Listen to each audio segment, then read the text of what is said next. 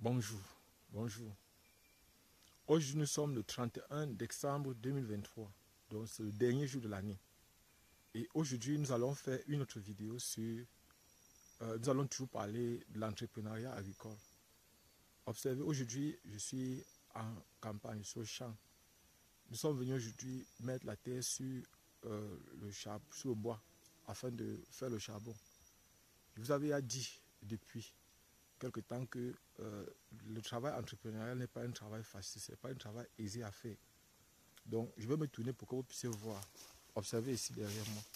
Vous voyez là derrière, par exemple, ici, derrière là, on est en train de mettre la terre sur le charbon, sur le bois, afin de faire le charbon qu'on a prévu pour faire du charbon. Certaines personnes vont me demander, mais le 31 décembre, vous partez au champ faire quoi? Au lieu de préparer la fête. Je ne vais pas vous cacher, l'entrepreneuriat n'est pas un long fleuve tranquille. Il n'y a rien de facile, il n'y a rien d'aisé. Il n'y a rien de simple. Je vous ai toujours dit que entreprendre signifie avancer. Entreprendre signifie faire. Entreprendre signifie ne pas se décourager. Ça signifie foncer. Entreprendre. Ça signifie prendre son courage à deux mains et avancer. Même si on tombe, on se lève et on avance. Le bonheur est devant. Et parfois, c'est lorsqu'on est proche du bonheur qu'on a tendance à se décourager. Ne vous découragez pas. Cette vidéo aujourd'hui est beaucoup plus une vidéo pour répondre à certaines personnes qui m'ont écrit sur WhatsApp. Parce que chaque vidéo que j'écris, chaque vidéo que je fais, je dis toujours, je mets toujours mon numéro WhatsApp pour que si un élève ou un étudiant a des difficultés en mathématiques, en physique, en chimie, en informatique ou en biochimie, que cet étudiant ou cet élève-là puisse poser son problème. Entre-temps, il y a des personnes qui m'ont posé quelques préoccupations. Et c'est à ces quelques préoccupations que je vais répondre aujourd'hui dans cette vidéo. La première préoccupation, c'était concernant les auditeurs libres. Il y a une personne qui m'a posé des questions concernant les auditeurs libres. Vous avez vu, je n'ai pas fait trop de vidéos. J'ai fait carrément allusion dans mes vidéos en faisant comprendre que j'étais auditeur libre. Je suis de la 51e promotion de l'école normale supérieure de Yaoundé 1. Donc, je voudrais dire, pour ceux qui veulent faire des recherches, pour ceux qui veulent savoir si ce que je suis en train de dire est vrai, il faut vous rapprocher de l'école normale supérieure. Vous pouvez vous rapprocher du ministère de l'enseignement supérieur pour vérifier tout ce que je suis en train de dire. Je précise bien, l'école normale supérieure de Yaoundé 1, qui est située près de l'ENAM, à côté du ministère de la Recherche scientifique, en face, encore un peu plus bas, de l'école du lycée technique commercial de Yaoundé. Donc, aujourd'hui, notre vidéo, ça sera beaucoup plus pour répondre à ces quelques préoccupations. La première préoccupation concerne les auditeurs libres. Je voudrais dire que depuis un certain temps, vous voyez par exemple, concernant les OTS, on a trop supporté. Je n'ai pas fait de vidéo là-dessus. Je précise, je n'ai fait aucune vidéo là-dessus. Je suis enseignant. Mais je vais vous donner un jour les raisons pour lesquelles je n'ai pas fait de vidéo là-dessus. Et toutes les grèves, toutes les positions que les gens, tout ce qui se passe dans la société, vous allez voir, je n'interviens pas n'importe quand, n'importe comment. Non. Il y a un timing pour chaque chose. Chaque chose que je dois faire a un but bien précis, a un rôle bien précis, a un objectif bien précis. Même si parfois, bon, d'autres personnes vont penser que, bon, laissons. Donc, en fait, en ce qui concerne les auditeurs libres, pour ceux qui sont dans les écoles, qui sont en train, soit dans les INSEE, soit dans les écoles normales comme auditeurs libres, je vais vous donner quelques conseils concernant les auditeurs libres. Vous devez savoir, en ce qui concerne vous les auditeurs libres, bon, je vais d'abord expliquer ce que c'est qu'un auditeur libre au niveau du Cameroun. Un auditeur libre, c'est une personne qui n'est pas passée, parce que vous savez, l'accès à l'école normale supérieure ou dans les insectes, il y a deux façons. On passe toujours par concours, je précise bien. Aucune personne ne peut entrer dans une école au Cameroun sans passer par un concours.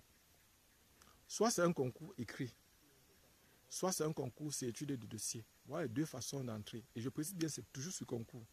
Parce que lorsque vous déposez votre dossier, rien ne vous rassure que vous allez fréquenter. Rien ne vous rassure que vous allez être sélectionné. Donc chaque fois que vous allez déposer votre dossier, il y a toujours cette possibilité soit d'être sélectionné, soit de ne pas l'être. Et je précise que, en fait, en ce qui concerne les auditeurs libres, un auditeur libre, c'est qui? C'est une personne qui a déposé son dossier dans une école de formation, par exemple, soit l'école normale, soit dans les INSET, soit dans une autre école, et qui ne suit pas le cursus normal, c'est-à-dire la voie normale. Je prends un exemple. Pour entrer à l'école normale supérieure de Yaoundé, ou bien dans les écoles normales supérieures au Cameroun, la limite d'âge d'accès est de 32 ans. Le diplôme requis, c'est le baccalauréat ou la licence. Voilà, deux diplômes qui permettent d'entrer dans les écoles normales supérieures, Donc déjà, il faut avoir ces conditions-là. Mais lorsqu'on entre comme auditeur libre, la condition d'âge n'est pas trop respectée. Et maintenant, d'autres conditions, c'est que quoi? C'est que il faut qu'il y ait un établissement qui vous parraine. Très souvent, c'est ça. C'est-à-dire qu'il y a un établissement qui doit vous parrainer, qui doit rassurer l'école normale qu'en vous formant, vous allez rentrer travailler là-bas. Je précise personnellement, moi, quand j'étais auditeur libre à l'école normale supérieure de Yaoundé 1, je payais 50 000 francs. C'est-à-dire quand on est auditeur libre, on paye 50 000 francs comme frais de pension. À ne pas confondre, il y a d'autres auditeurs libres qui payent 1 million de francs. Il y a par exemple ceux qui sont venus des écoles adventistes. Parfois, ils disent qu'on leur demande 1 million. Bon, moi, je ne sais pas combien eux ils payent. Je ne sais pas. Mais ce que je veux vous dire ici, c'est que moi, j'ai payé 50 000 francs 2 fois. En 4e année et en 5e année à l'école normale supérieure de Yaoundé 1. Et, bon, je voudrais aussi dire que, en ce qui concerne les débouchés, parce que ces personnes m'ont beaucoup posé des questions par rapport aux débouchés, par rapport aux issues après la formation. Je voudrais déjà vous dire que les issues sont nombreuses, déjà. Actuellement, vous avez vu au niveau des concours d'entrée à l'école normale supérieure au Cameroun, de façon générale, la formation des enseignants, je voudrais vous dire que chaque année, actuellement, on prend les 3 personnes, les 5 personnes. Il y a même des années où on n'a pas lancé au concours, où on ne prend même personne. Ça veut dire que les étudiants libres, bientôt, vont lancer un concours pour recruter beaucoup d'enseignants. Il y aura une très grande quantité. Et ce que les gens ne savent pas aussi, c'est que chaque année, il y a au moins 1500 enseignants qui partent. Soit certains meurent, d'autres quittent pour aller dans notre ministère, d'autres voyagent pour aller à l'extérieur. Je dis au moins 1500. Ça veut dire qu'actuellement, si notre pays a un très très grand déficit d'enseignants, et chaque jour, l'État du Cameroun crée des établissements, par exemple, crée des CES, crée des CETIC, crée des lycées techniques. Chaque année, l'État du Cameroun crée. Chaque année, il y a une montée démographique au niveau du Cameroun. Ça veut dire que déjà, rien que pour ça, vous êtes sûr que n'importe comment, et les écoles privées aussi, au niveau du Cameroun, le nombre ne fait qu'augmenter. Et le nombre aussi des collèges d'enseignement privé, c'est-à-dire des collèges privés et des lycées privés, ne font qu'augmenter. Donc, ça fait que les opportunités sont là, elles sont nombreuses, les opportunités après la formation. Mais en dehors de ça aussi, il faut savoir une chose, c'est que vous faut aussi être recruté par les ONG. C'est-à-dire à la fin de votre formation, soit vous allez faire le concours d'intégration, on peut vous prendre facilement comme contractuel, peu importe si votre âge, si vous dépassez 30 ans, 35 ans, parce que normalement l'âge pour être intégré à la fonction publique, c'est maximum 35 ans au Cameroun, comme fonctionnaire. Maintenant, comme contractuel d'administration, peu importe l'âge, en temps normal. Parce que vous devez savoir que le principe de contractuel, un contractuel c'est quoi? C'est qui? C'est une personne qui a un contrat particulier avec un organisme ou avec un gouvernement ou avec un État. Donc, vous avez vu par exemple, il y a dans les contractuels d'administration, par exemple, les députés sont des contractuels, les sénateurs sont des contractuels, certains militaires sont des contractuels. Ils sont nombreux qui sont des contractuels. Vous devez savoir que chaque fois qu'une personne fait un contrat, c'est un contractuel. Il a un contrat qui peut être soit à durée déterminée, soit à durée indéterminée. C'est un contractuel. Donc, maintenant, on peut donc vous recruter à la fonction publique comme contractuel. Vous pouvez aussi postuler dans les ONG. Les ONG recrutent souvent beaucoup les enseignants. Parce que vous avez vu, par exemple, actuellement dans la région de l'Est, il y a eu une période lorsque la Centrafrique était instable. Au niveau de la région de l'Est, on recrutait beaucoup d'enseignants pour pouvoir enseigner soit les maîtres d'école primaire, soit les professeurs, pour pouvoir enseigner dans les écoles qui étaient faites pour ça quand le Cameroun accueillait par exemple les réfugiés centrafricains. Et c'est la même chose aussi parfois au Grand Nord ou encore dans d'autres régions au niveau du Cameroun. Parce que constamment, lorsqu'il y a des troupes dans les pays voisins, ces personnes se déportent au niveau du Cameroun et on a besoin des enseignants. Donc ça fait que vous pourriez postuler. Et là-bas, les salaires sont meilleurs que, par exemple, quand vous êtes contractuel, parfois les salaires sont meilleurs que à la fonction publique. Pourquoi? Parce que parfois c'est vous-même qui négociez votre salaire. Ça c'est de deux. Donc, soit l'État vous recrute, soit les ONG vous recrutent, soit encore les collèges privés ou les lycées privés peuvent aussi vous recruter. Soit l'autre possibilité, c'est de vous installer à votre propre compte, vous regrouper entre vous et vous créez votre école. Soit vous devenez répétiteur comme moi. Moi, par exemple, mon souhait, c'était d'apporter mon aide. Je n'ai jamais... C'était de travailler dans le noir. Mon truc, c'était de travailler de façon clandestine, beaucoup plus dans le noir, c'est-à-dire ni vu ni connu. Et ce qui va vous surprendre, c'est que j'ai fait les répétitions pendant beaucoup d'années. Je vous ai dit près de l'année en 2024, à partir de demain, à partir de l'année prochaine, ça va faire 20 ans. Mais si vous demandez à mes étudiants mon véritable nom, aucun ne connaît mon vrai nom. Rares sont ceux qui connaissent mon vrai nom. Parce que là-bas, je m'appelais Nabla. C'était le nom de mon groupe. Je m'appelais Nabla quand j'étais au niveau de l'université Yaoundé 1. Je m'appelais Nabla. Donc si vous partez par exemple demander aux étudiants, est-ce que vous connaissez M. Job Kamdem? Beaucoup vont vous dire qu'ils ne me connaissent pas. Parce que là-bas, je m'appelais Nabla. Et ça va vous surprendre. Parce que en fait, notre souhait, ce n'est pas d'être connu, ce n'est pas d'être visible, ce n'est pas que, par exemple, non. Notre souhait, c'est de chaque fois voir quels sont les problèmes qu'il y a, voir comment nous aussi on peut apporter notre part de contribution. Ce n'est pas d'être absolument connu, ce n'est pas le fait de peut-être non. C'est la raison pour laquelle lorsque, par exemple, des personnes revendiquent que nous, on essaie de les laisser faire les choses, nous, ça ne nous concerne pas tellement. Ce n'est pas que les problèmes du Cameroun ne nous concernent pas, ce n'est pas que les problèmes d'Afrique ne nous concernent pas. Nous avons notre façon de les résoudre. C'est-à-dire quand on voit un problème, on essaie de voir comment nous, à notre petit niveau, apporter notre part de contribution pour sa résolution. Et quand ce sont les problèmes qui nous dépassent, nous on laisse aux gens qui sont capables de résoudre le problème faire de leur mieux. Parce que nous, je ne voudrais pas dire que quand il y a des problèmes, ça ne nous concerne pas. Non, ce n'est pas ça. Parce que tout problème, nous sommes Camerounais, nous sommes Africains, nous sommes du monde, nous sommes humains. Et chaque problème concernant un humain, ça nous concerne. Donc je ne sais pas si j'ai essayé de répondre à votre question. Pour ceux qui voulaient avoir des informations sur... Et je précise que les opportunités sont nombreuses. Et je précise aussi que les enseignants sont souvent les seuls. Que lorsqu'on lance un concours d'intégration, ils peuvent entrer dans n'importe quel ministère. Je précise bien, les enseignants sont presque les seuls. Qu'on prend dans presque, il y a les enseignants, les ingénieurs. Qu'on prend souvent dans les ministères, dans les autres ministères. C'est-à-dire un enseignant peut être recruté, par exemple, dans n'importe quel ministère. Je précise bien, un enseignant peut facilement être recruté dans tous les autres ministères. Et vous voyez aussi, avec la décentralisation, les opportunités seront encore nombreuses. Je précise bien avec la décentralisation, parce que les maîtres, les professeurs vont dépendre, et les médecins. Beaucoup, il y a, par exemple, lorsqu'il y a déconcentration et décentralisation, on va entrer dans la profondeur en ce qui concerne ces deux termes, la déconcentration et la décentralisation. Parce que, vous savez, bon, ce n'est pas pour un jeu de mots. La concentration, c'est le fait de retrouver une très grande quantité d'une chose par unité de surface, par unité de longueur, par exemple, par unité de volume. C'est-à-dire une grande quantité d'une chose. C'est-à-dire la quantité d'une chose par unité de volume. C'est ça la concentration. Donc maintenant, lorsqu'on parle de la concentration, c'est que les pouvoirs sont concentrés, sont sur un seul lieu à Yaoundé, par exemple.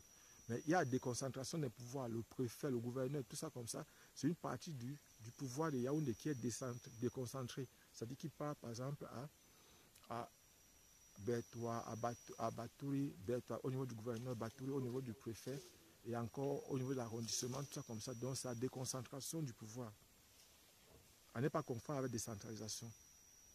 Donc maintenant, lorsque Yaoundé donne les directives, le gouverneur prend et le préfet, les sous-préfets vont prendre. Là, c'est la concentration du pouvoir. Là, c'est le pouvoir exécutif. Maintenant, il y a notre pouvoir à côté qui concerne la décentralisation. C'est le maire, ce sont les délégués régionaux. Là, par exemple, c'est plus un problème de la décentralisation. C'est-à-dire, maintenant, les pouvoirs ne sont plus trop centralisés. On permet de donner une partie du pouvoir à la prise de décision. Donc, la déconcentration n'est pas confondue avec la décentralisation. Donc, lorsque, par exemple, il y a la décentralisation, il y a la prise de pouvoir. Il y a, par exemple, le maire peut prendre des décisions c'est-à-dire qui concerne sa communauté. Alors que le préfet ne peut pas prendre une décision comme ça. La décision du préfet dépend de Bertois, ça dépend de Yaoundé. C'est-à-dire ça dépend de la région, ça dépend du ministère de l'administration territoriale, ça dépend de la présidence aussi. Alors que le maire peut, il y a des décisions que le maire peut prendre sans demander l'autorisation de quelqu'un, de qui que ce soit. Mais il ne faut pas oublier que dans le système camerounais, le maire est surveillé et contrôlé financièrement par le préfet.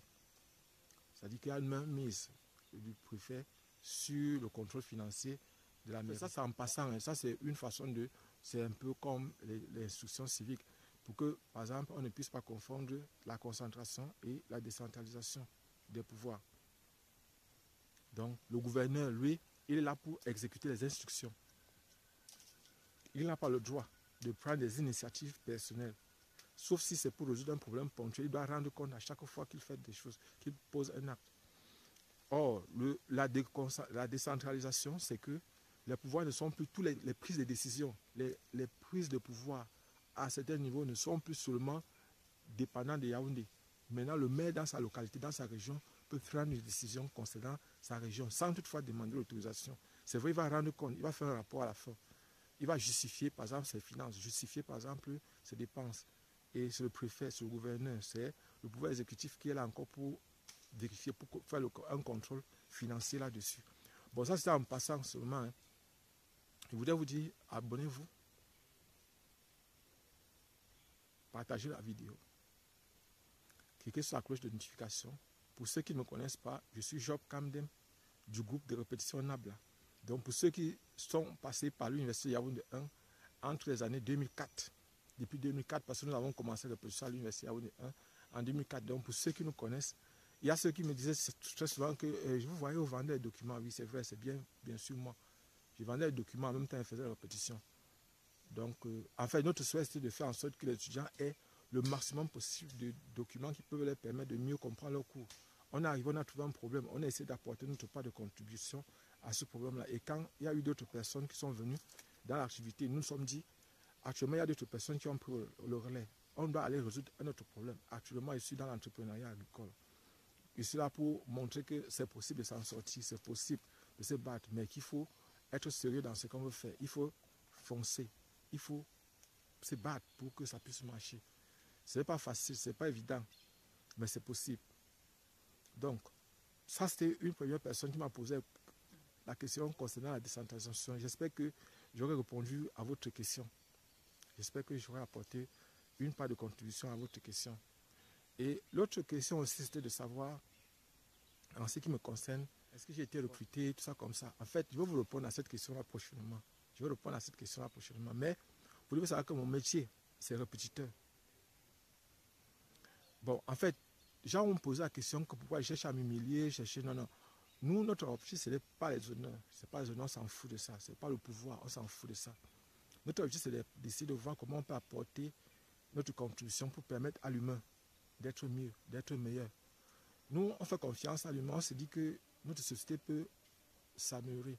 Ça peut, si on nous laisse le temps, si on nous laisse la possibilité de faire, d'apporter notre part de contribution, nous aussi, on peut voir comment on peut faire pour apporter notre contribution pour que notre société soit meilleure qu'aujourd'hui. Pour qu'on puisse laisser une société à nos enfants, à nos petits-fils qui soient meilleurs que ce que nous on a vécu. Si on souffre aujourd'hui, il ne faut pas que nos enfants et nos petits-fils souffrent. Il faut qu'eux soient mieux que nous. Et c'est la raison pour laquelle je fais cette vidéo, pour vous galvaniser, pour vous motiver, pour que, par exemple, vous, si vous voulez un jour faire, par exemple, dans l'entrepreneuriat, que vous ne puissiez plus trop souffrir, parce qu'on aura déjà montré, on va vous montrer les facilités, les voies qu'il faut suivre pour ne pas trop souffrir, c'est-à-dire pour ne pas avoir à subir les mêmes souffrances que nous, on a eu à subir. Actuellement, au niveau du Cameroun, il y a plein d'écoles de formation. S'il y a possibilité, je vous dirais, formez-vous. Et les formations sont disponibles pour tous les âges au Cameroun actuellement. Actuellement, les formations. Et je précise que pour les pays africains, le Cameroun est un pays d'accueil. Toujours un pays d'accueil.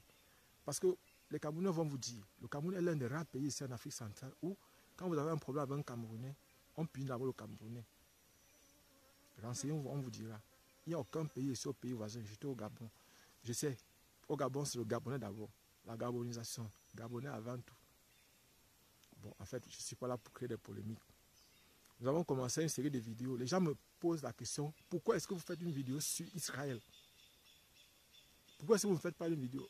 Bon, vous devez savoir une chose, c'est que si vous voulez comprendre la marche du monde, vous voulez comprendre ce qui est en train de se passer actuellement en Afrique de l'Ouest, avec le Mali, le Burkina Faso et le Niger, vous devez comprendre le problème d'Israël.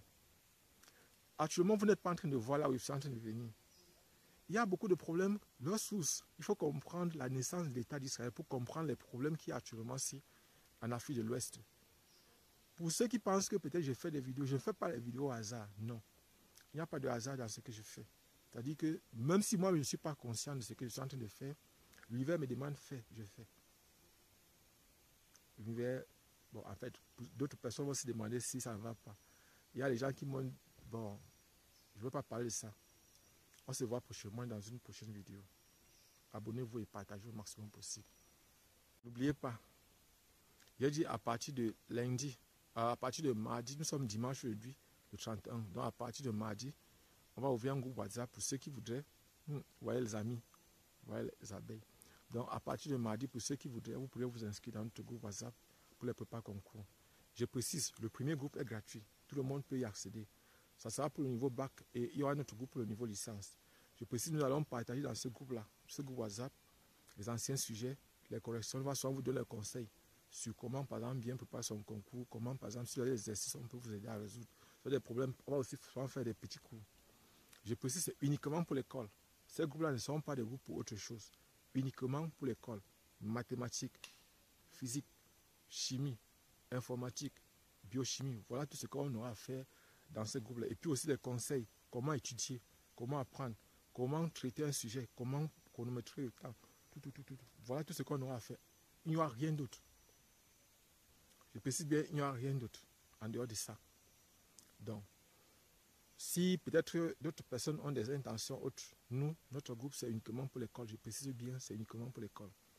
Maintenant, il y a aussi un deuxième groupe, uniquement pour ceux qui veulent payer. Ça, c'est pour ceux qui n'ont pas les moyens, ceux qui veulent travailler dans le groupe. Pour ceux qui n'ont pas les moyens, peuvent accéder. Tout le monde peut accéder au premier groupe. Le deuxième groupe sera payant. Le deuxième groupe sera payant. Et dans le deuxième groupe, on va aussi partager des secrets, on va partager des pépites sur comment, par exemple, quels sont les trucs. Et puis aussi, ceux du deuxième groupe, je pourrais souvent faire intervenir, par exemple, mes anciens étudiants dans le groupe. Je précise bien, c'est uniquement pour l'école. C'est uniquement pour l'école, rien d'autre. Uniquement à l'école. Et je voudrais aussi donner un dernier conseil, c'est que pour ceux qui préparent leur concours, s'il vous plaît, faites les efforts. Faites les efforts pour choisir correctement votre concours, le concours que vous aurez à faire. Ne choisissez pas, après ça, vous vous mettez à regretter. Maintenant. Faites le bon choix maintenant. Do your choice now, please. Faites votre choix maintenant. En fait, je vais vous montrer quelque chose. J'espère qu'il ne va pas partir. Vous voyez par exemple ici, il est parti. C'est une abeille. Vous voyez, ici en forêt, nous sommes en harmonie avec les animaux. Donc, ce que je voulais dire avant d'arrêter cette vidéo, c'est que, chers parents, vous qui suivez cette vidéo, s'il vous plaît, dialoguez souvent avec les enfants avant de prendre les décisions sur ce qu'ils vont faire pour leur avenir. Dialoguez avec les enfants parce que la plupart du temps, mon souhait, c'est de dire aux gens de choisir ce qu'ils veulent faire. Bon, je cause avec des personnes constamment et ces personnes me disent qu'elles veulent devenir ingénieur. Je leur demande ingénieur en quoi? Elles ne savent pas. Vous devez savoir que l'ingénieur est un domaine très vaste. Parce que les ingénieurs sont des créateurs, sont des inventeurs, sont des personnes qui doivent être là pour permettre. Quand on parle de l'ingénierie, c'est différent un peu de la technicité. Parce qu'un ingénieur, c'est celui qui est capable de créer, celui qui est capable de connaître un procédé, de modifier un procédé. En fait, la définition d'un... Ce n'est pas absolument celui qui a un diplôme en ingénierie. Pas absolument. Un ingénieur n'est pas absolument celui qui a un diplôme en ingénierie, je précise bien. C'est toute personne capable d'innover, capable d'inventer, capable d'apporter des modifications au déroulement d'un système. Ou, par exemple, en fait, c'est quelque chose qui tourne autour de quelque chose comme ça. Ce n'est pas absolument celui qui a le diplôme. Je voulais dire aussi aux parents d'aider vos enfants, s'il vous plaît. Aider les enfants, aider les jeunes à faire leur choix. Ne choisissez pas leur place. Vous n'êtes pas là, votre enfant n'est pas un prolongement de vous-même. C'est vrai, vous pensez bien faire, vous voulez bien faire. Vous aimerez, votre souhait, c'est de voir votre enfant réussir. Mais demandez à votre enfant, aidez l'enfant à choisir. Parce que vous devez savoir une chose, c'est que vous pouvez rendre votre enfant riche. Mais ce n'est pas parfois cette richesse qui permet à l'enfant de s'épanouir. Vous devez permettre, moi par exemple, vous voyez par exemple, moi je suis fier, je suis content de dire que je suis répétiteur. Chaque fois dans mes vidéos, je vous le dis et je ne vous cache pas. Celui qui va entendre, je suis répétiteur. Et si vous partez faire la recherche sur YouTube ou sur Internet, vous allez voir que je suis content. Et depuis 2006, que j'ai créé par exemple, je crois que c'est depuis 2007, 2008, quelque chose comme ça, que j'ai créé mon compte Facebook. 2008, 2009, quelque chose comme ça, que j'ai créé mon compte Facebook. Là, vous allez voir répétiteur en chef. Et même mon compte LinkedIn, je suis répétiteur. Vous voyez, donc je suis fier de le dire. Parce qu'il est décembre 2023. Et actuellement, nous sommes en train de mettre la terre sur le bois pour le charbon. Donc, je vous ai dit que j'étais ici au champ, j'étais ici en campagne pour un projet entrepreneurial. Et actuellement, c'est de ça qu'il s'agit. C'est ce que nous sommes en train de faire ici. Donc, nous sommes en train de mettre la terre sur, je suis avec 2 jeunes. On est en train de mettre la terre sur. Et actuellement, là, moi, j'étais en train de creuser le puits. Je vais faire une autre vidéo. Vous allez voir la prochaine vidéo. Je vais vous montrer à l'intérieur du puits comment la terre est dure, comment c'est pas facile. Abonnez-vous et partagez le maximum possible cette vidéo. Je suis Job Kamdem du groupe de répétition Nabla à Yaoundé au Cameroun. S'il vous plaît, le bonheur est pour tous. Il n'y a personne qui est venu accompagner l'autre sur terre. Personne, je précise bien, personne n'est venu accompagner l'autre sur terre. Ce que nous essayons de faire, ce que j'essaie de faire à mon niveau, ce n'est pas de provoquer les gens, ce n'est pas de provoquer des personnes. C'est d'essayer d'apporter ma part de contribution, ma part de pierre à la construction de l'édifice national. Partagez cette vidéo, abonnez-vous et on se voit prochainement dans une prochaine vidéo. Et, pardon, en passant, il faut que maintenant, à la fin de chaque vidéo, j'ai envie de vous raconter une petite histoire, comme je fais souvent à la fin de mes cours. Ce qui fait à l'université ou partout que je fais cours, la plupart du temps, ce qui rend mes cours attrayants, c'est qu'il y a des petites histoires que je raconte à la fin de mon cours. Je raconte toujours des petites histoires. Aujourd'hui, je vais vous raconter une petite histoire. Ce sont mes employés là, les personnes avec lesquelles mes partenaires de travail ici, qui m'ont raconté cette histoire-là. Il s'agit de l'histoire d'un père. Ce père avait près de 40 hectares. Et il y a eu un client qui est venu parce qu'on avait découvert qu'il y avait un filon d'or dans son terrain. Et il a vendu 2 hectares. Là, avec l'or à 40 millions. Il était si fier. 40 millions pour lui, il n'avait jamais touché une telle somme. Et maintenant, il a donc donné l'argent, les 40 millions, à un de ses enfants, d'aller garder son enfant à qui il faisait le plus confiance. Et ces 40 millions, il a pris 100 000. Il a envoyé l'enfant que va nous acheter le poisson même de 30 000. L'enfant devait aller faire le marché pour qu'il puisse venir manger. Et voilà donc maintenant que quand l'enfant part donc au marché acheter, il prend donc une moto, il part au marché et en garde le reste des 39 millions 900 000. Il avait emballé ça, attaché ça dans les habits.